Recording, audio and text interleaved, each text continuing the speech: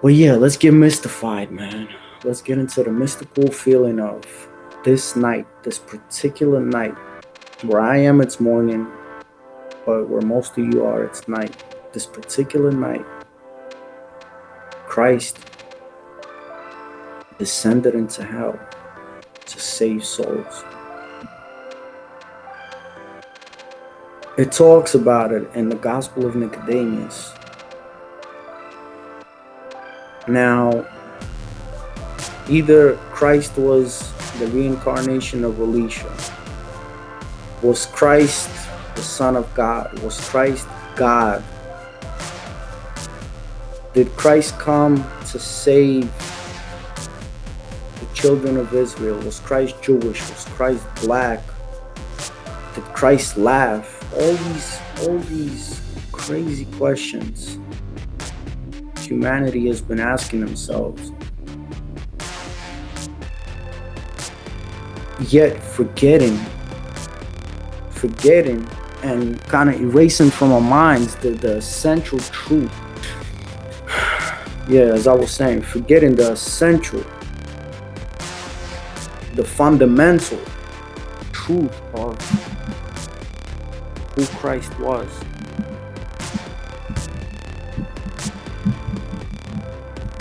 The Hebrews, and I'm not gonna go deep into the Hebrew records. Tonight. I'm not gonna go deep into any of these questions. Little by little, prove to me that you're alive. I'm gonna bring you this information in different videos. The realm of hell. Now, traditionally, we think of hell as this place where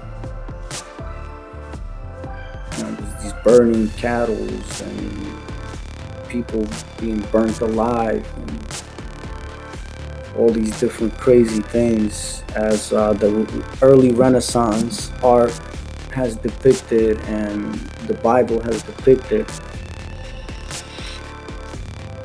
Hell is more of the lowest realm, the lowest possible place to reincarnate into, where each soul, each consciousness without a body goes through its own hell. It's not, Dante Alighieri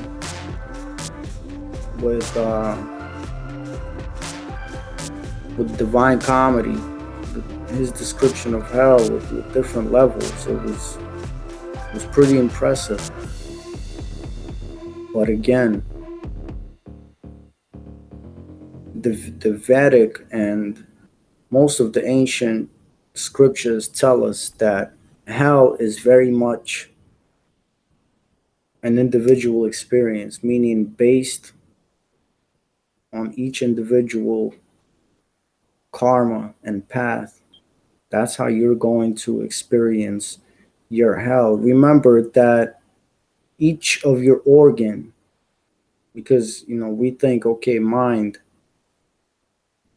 is consciousness and memory and all these things, but we forget that organs and every single cell in this human form has its own memory. So whatever you have done to your body throughout this lifetime or any other lifetime, the organ carries on that energy. And that memory stays. The DNA has its own memory. Again, every single cell in the body carries its own memory. And imagine a consciousness without a body, where whatever you think of how undeveloped our senses are right now. Meaning, if we go through each sense, let's take a couple senses, for instance. Eyes, we're so programmed, we're so detached from what is really going on, that we can only see, our eyes can only see and interpret back to the brain the perception that has been programmed by the exterior world. So we don't see the atoms, the molecules, everything else that's going on in front of us. We don't see it. Even a camera lens has such a wider spectrum than our eyes do. We only see what the brain interprets that we see. The sense of smelling. Dogs have much more developed sense of smelling. So our senses are so very limited. I mean, we only sense, 14, 15, maybe 20% of what's really out there. And that's saying a lot. A lot of times we think we feel something, and the emotion comes from a higher source, and yet it's only our organs sending signals to the brain. False sensory perception. Completely detached from what's really going on out there, out here. So imagine consciousness without a body, where, let's say, our sensory perception was to 100%. Imagine, if I was gonna give you an example, imagine getting smacked in the face. I don't want to bring this, rude example, but I really want you to feel it. Imagine you getting smacked in the face by a 300-pound, 7-foot tall wrestler, man, with all his might. Get smacked in the face. It's gonna hurt, right? And yet our senses are so limited. Now imagine, take that and multiply it, let's say, by 7. Imagine what the pain would be like then. So now the consciousness without a body, sensory perception, if it was to 100, would be multiplied by 7.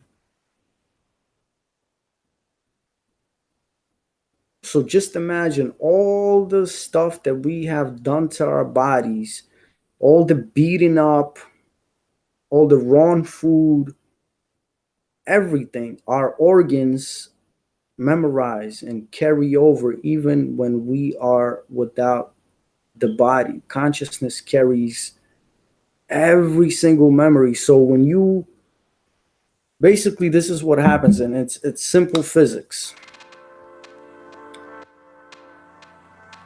Obviously, we have 7 different astral bodies, but let's just focus. Let's just say consciousness or soul or astral body versus the physical body. So we're reborn into this human form, but obviously this is just a vehicle. This is just a tool to navigate in the material world.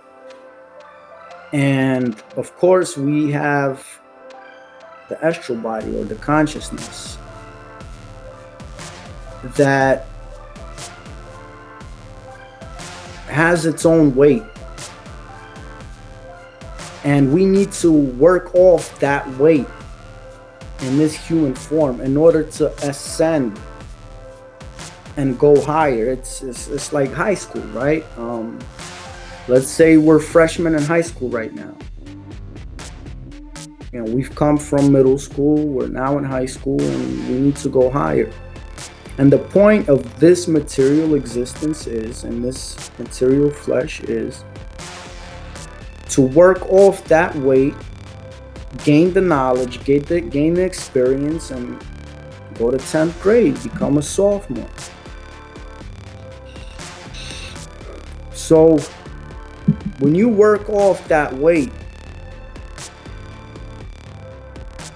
the astral body, once consciousness or soul, the astral body, once it leaves the flesh, it goes into purgatory. I hate to use the name purgatory. I would rather use a cleansing place.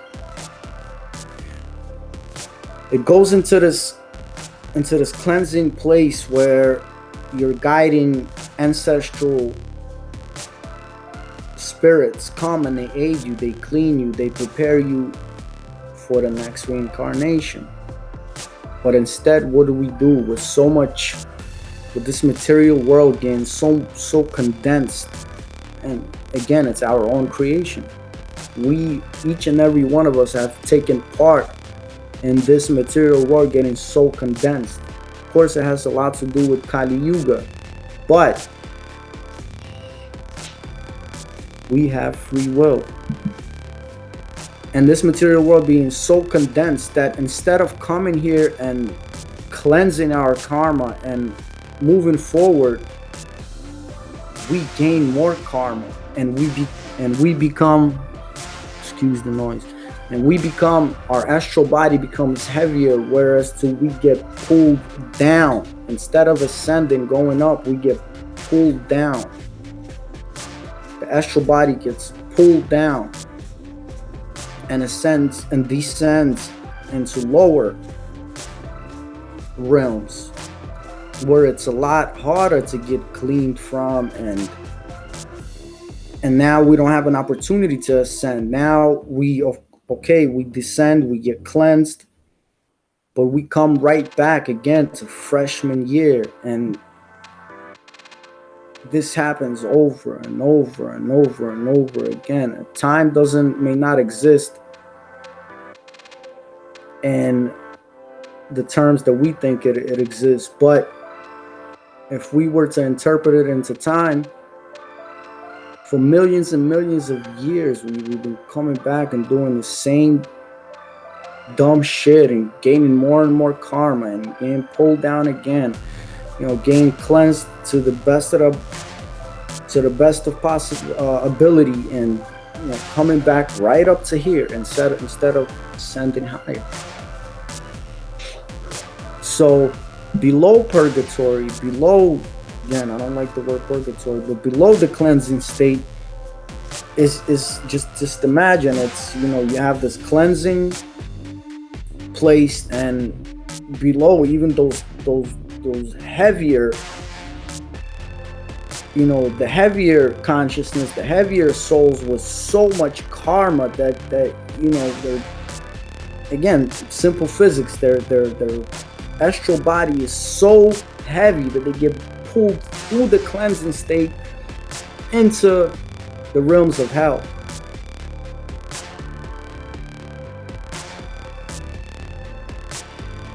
Where, again, without a physical body, sensory perception,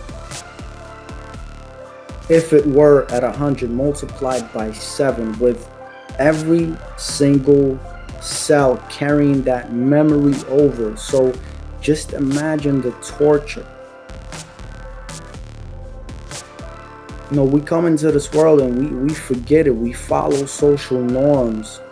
We don't know, like, I always say this, or if I could bring an example where we are, right, the modern human, how we think. Imagine you lived on an island, and on one side is your life and your neighbors and people, and everyone knows who you are, and everyone around knows who you are. They can tell you who you are. All the information is available. So imagine one day you get kidnapped, you get knocked out, and you're put on the other side of the island where it's uninhabited, and one, you have amnesia, you wake up with amnesia, and two, there's nothing around, no one around. So logically, right, if logically, let's say you would wake up in such a state, God forbid, what would be the first thing that you would want to know? Logically. I mean, if it was me, I would want to know who the hell I am, first of all. Right? I mean, all of us, logically, we want to know, who are we? Then we would want to know, what are we doing here and what is this place? Now imagine, instead of trying to find out who you are, and instead of trying to find out where you are, you just sit there. Yeah, you get up once in a while to go find you a banana or a pineapple or whatever kind of food is out there, or you even start eating sand and shit. But you don't ask yourself, who am I? Where am I? What am I doing here? Now, on the other side of the island, right on the other side of the island, you got all the answers, man. But you don't even put the effort to find that other side of the island. You just sit there and eat here and there. Would that be logical? Does that sound logical to you? Now, that's how modern men are. That's how we are. We're born to so many different things that are stopping us and keeping us away from our true nature. But still, okay, you're kids, you're baby, you're this and that, but we go into adult life following the generation before, doing the same exact shit, making the same exact mistakes, going to school, finishing college, getting a job, trying to work the corporate ladder, just to find ourselves 67 years old, unhappy as shit, angry, because you feel like you just wasted something. You feel like you just wasted a lifetime. We go into these lives following without asking, who am I? What am I doing here? Where is this? What is this? Is this real? What is real? Most of us, that's how we live. It's like we're that dude or that girl or whatever with amnesia on that island, not putting the slightest effort to find out where we are or who we are. We got amnesia. Like, I know me, I would want to know, shit, what is this? Where am I? Is there another side of the island? Imagine, on the other side of the island, you got all the answers. Who you are, where you come from, what you doing here, what happens after. And you don't put the slightest effort, man. Does that make sense? We start working for the boss. Start making this money, material things, food, clothing. We need food, we need clothes. We don't, if you really think about it, someone else has told us these things. If you don't question it, how will you know if you need food, if you need this, if you need that? How do you know? Because someone else has told us. It's like we're that person with amnesia. And where do we find ourselves? We don't know anything. Again, I always come back to the same thing. How do you know that what you're doing is good or bad if you don't know who you are? Right? Like, how does that make sense? It's like we're a car. Different drivers come in and out, different passengers come in and out. We just get driven. I'm a car. I don't know that I'm a car. I just get driven. I'm just a tool. I'm just a mechanism for someone else, for something else. But anyway, same thing goes for hell. But Imagine how bad this hell is. That karma is so bad, so heavy on the astral body that we get pulled all the way down to this floor. Imagine a sewer, a spiritual sewer with shit all around. It stinks, hurts, everything hurts. The sensory senses are multiplied. Phew. You know, you feel scared, you feel alone, you feel all these things. So the story goes,